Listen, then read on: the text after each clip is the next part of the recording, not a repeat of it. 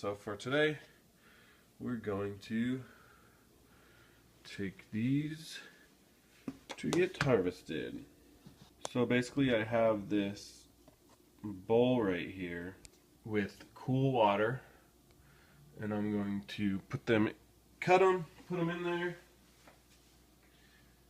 and just because I've never harvested these before, I'm not really sure how dirty they'll be or how many seed holes there will be. I'm not too sure about any of that stuff. So that's what I'm going to find out here. So I'm going to pull the whole mat up. Here's the root structure. Something I did find out about brassica microgreens is they're a little bit stinky. Even if there's no mold and they're not decaying. Apparently, I looked it up online to see if they were good to eat, and apparently brassicas are just stinky. So I'm just using scissors. You can use a sharp knife. This is what I have handy right now. I think they say it's better to use a knife because it doesn't cause bruising on the stem and they'll last longer in the fridge. That's okay. We're going to eat these ones pretty quick.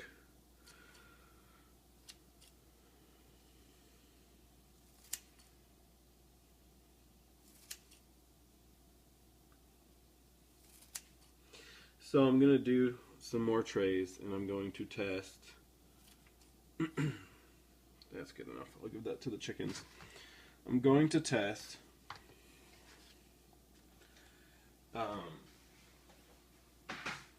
soaking the seeds.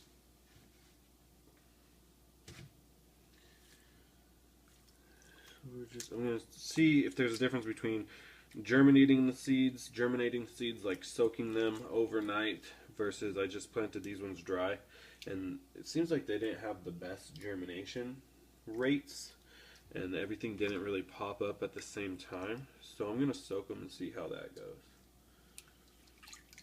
So yeah, here's all these radish microgreens. You see with that one, it's got the little first set of true leaves starting to pop up. I'm just going to mix these around, kind of try and separate any holes or any junk from the good stuff. This is what I did with the sprouts when I harvested them. The sprouts are obviously going to have a lot more seed holes. You can see I have this jar of sprouts going over here. Same stuff, just some radish. These will be harvested tomorrow. I got some bigger jars just because it gets really cramped in here and you can't do that much. I want to sprout or at least grow some fodder for my chickens. Do something so that they have some free greens, some fresh greens. Because we don't really have that on my property. There's no grass or anything. So we'll just start scooping out some of the smaller debris.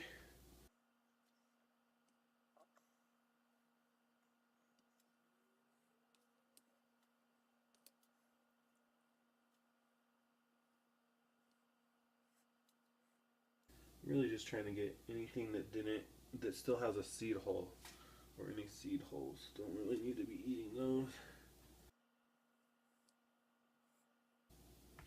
So harvest would be easier if they all grew and germinated at the same time.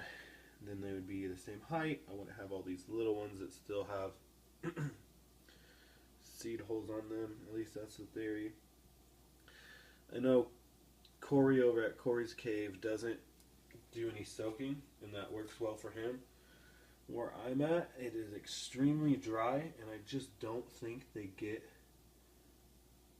soaked enough by themselves from just watering that they germinate the same. So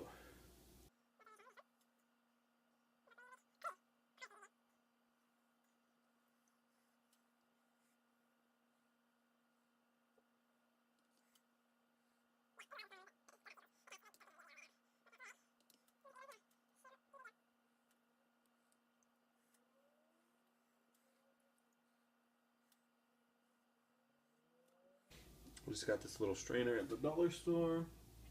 It's like a 2 or 3 pack for $1.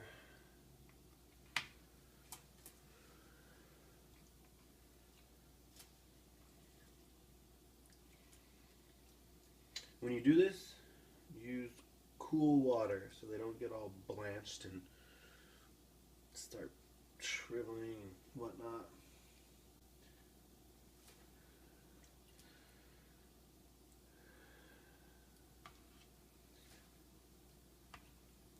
You know, I'd say that's about good. Definitely gonna have to soak the seeds from what I'm thinking and seeing.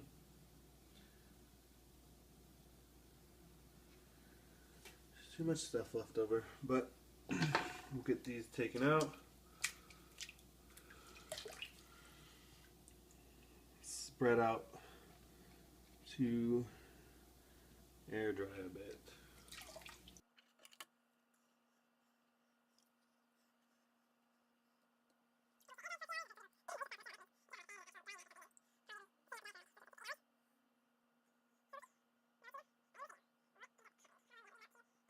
So now to end the video, I'm going to take the rest of this and this tray, and we're going to take them outside and give them to the chickens.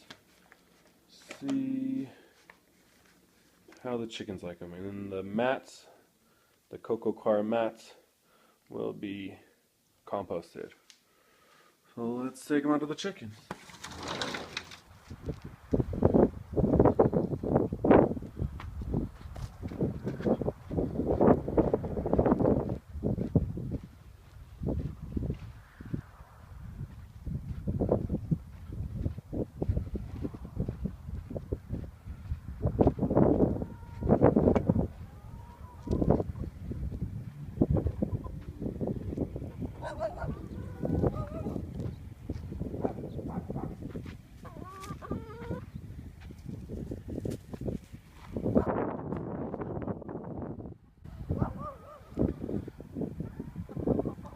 Well, looks like they like them.